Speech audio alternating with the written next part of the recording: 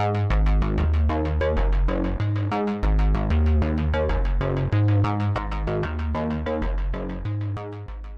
a film producer and director, and I do a lot of major films and theater and commercials, whatever.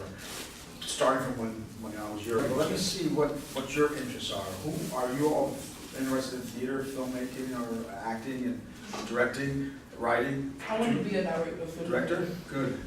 See, television and film actress. Oh, good, good. You have a nice type. You're a beautiful type. And anything else? Anybody else? We're the adults. Oh, you're the adults. I thought you were kids. Thank you. That's a good football team over there. Negotiate a deal in a second. I can say, okay, I'll pay $1 for that. I'll pay $2 for that. Okay, but what's important is my time. My time and my mind. That's what you're paying for. I was hired by somebody who I hired, who then got a job, who hired me, which was Ghostbusters 2. I was assistant director on Ghostbusters 2.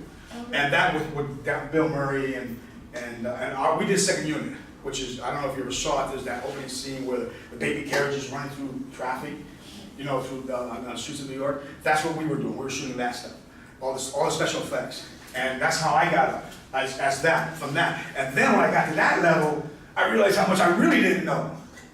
You know, because then I had to learn that all over again. And then up to that point. And when you're at that level, you're in that game, you gotta be on your toes. You gotta learn to shut up, watch, and listen. You have to learn to be humble. Be humble enough to learn whatever you want to do. You gotta be humble. You're not gonna go in there with the attitude, say, wow, this is not, you know, well, I'm not gonna get you coffee. Yeah, you are. You are. You know, you are. If you're not, I'll get somebody else. Maybe 1 year, maybe 2 years if you're lucky, 1.5 years. Then you find the financing to do that. And then you got that part. That's what, 2 years there. Then you got another 9 months of making it. And then you got another like 4 or 5 months of getting it out there. This is after the full editing and everything. And then so now you're talking 3 or 4 years down the line. 2 years before, like when you see a movie that says, whatever the movie name, the title, it says 1977 or 2016, that's when it was released. It was not made then. It was made a year ago, so you got to take a year away from that. And then you add years onto it that it took to get to that point. You know, so it's yeah, so that's the process. And you have to, I have 4 or 5 projects in the works all the time. Whatever one I get the money for, that's the one I'm doing. But each one's ready. I got them ready to be ready. What I don't like is I don't like making excuses. Like if I'm coming as an actor coming in as an audition, or a dancer coming in for an audition for dancing, or a director, or a writer, I still get interviewed for people, produce people when I see if I want to, you know, they interview me just like they interview 5 other directors. I never go in there apologizing.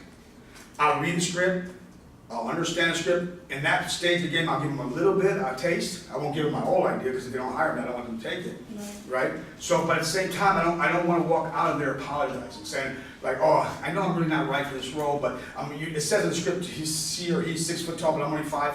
Don't apologize. When you go to audition, when you're going to go audition, go in and audition. That's what you're there for. You go in and audition. Don't say, oh, hi, I'm a new actress from here, I'm just starting out, what do you want? What are you looking for? They don't know what they're looking for. That's why they're auditioning. You know, when I do an audition process, I'll put my chair over there, in this room. I'll put my chair over there with my casting director, and we'll have a table and desk, so I can see the actor walk up to me. Because I want to see how he or she uses the body. They walk in like, oh, yeah.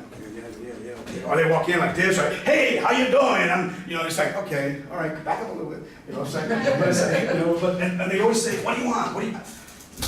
I brought you there to show me what I want. One time I was with a wonderful casting director. She's dead now, but I was young, she was casting, and I said, I had a script, and I said, this is who I want. I want this type of person. And she goes, yeah, and we saw those. She brought those in.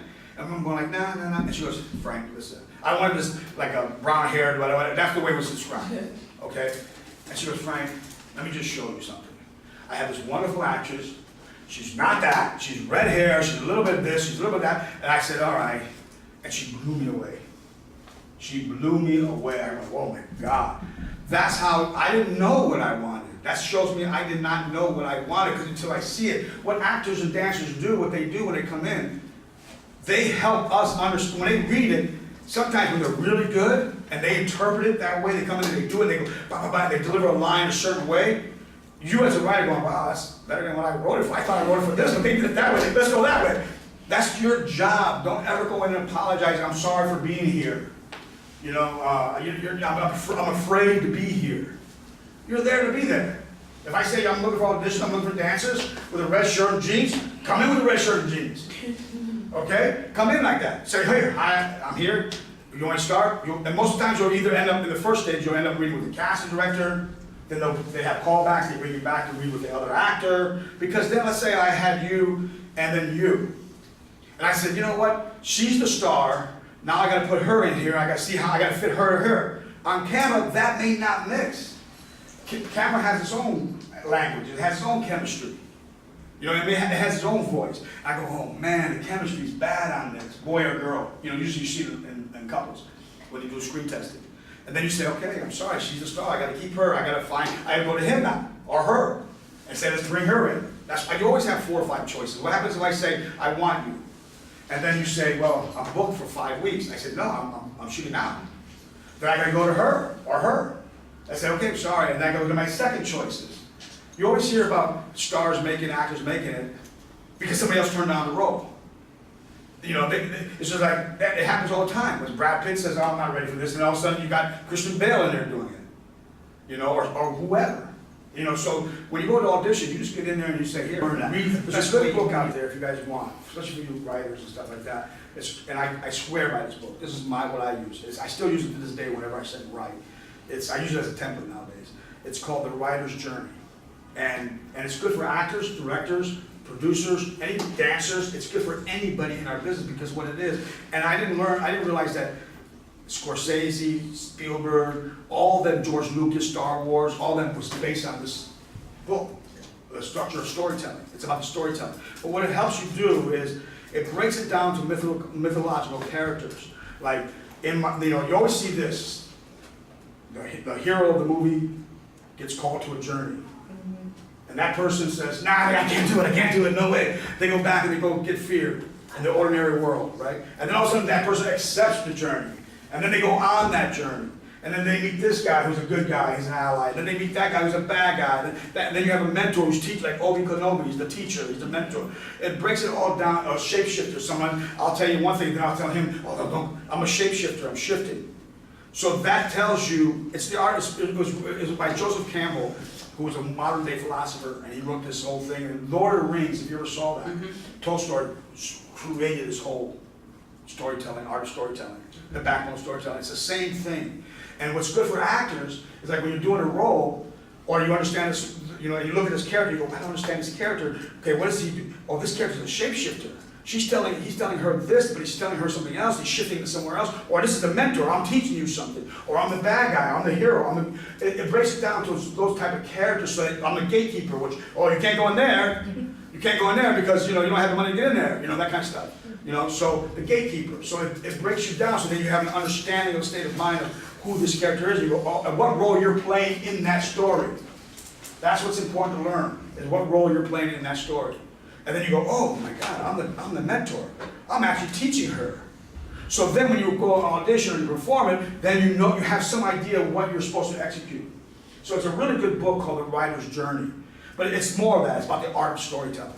It starts off with how storytelling was created by, how did we start, by cavemen. Like somebody went out to the woods and came back and says, yeah, I just saw this bear. And the other guy came back and says, yeah, I just saw a bigger bear. And they're all around a campfire with this fire going on, and they go, well, you know what? I saw a bigger bear.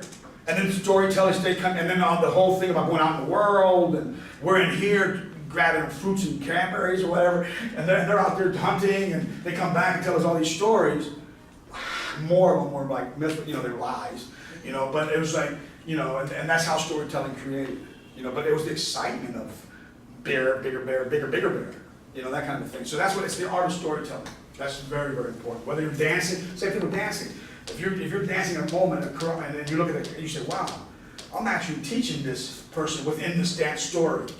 Then your body moves differently than if it was a bad person or a good person, a heroine or whatever, Then you start saying, okay, how am I going to do that with my body?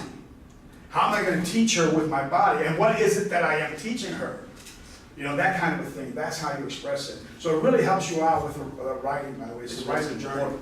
It's how you're gonna express it is what's important. If I like it, I like it. If I don't, I don't. So what?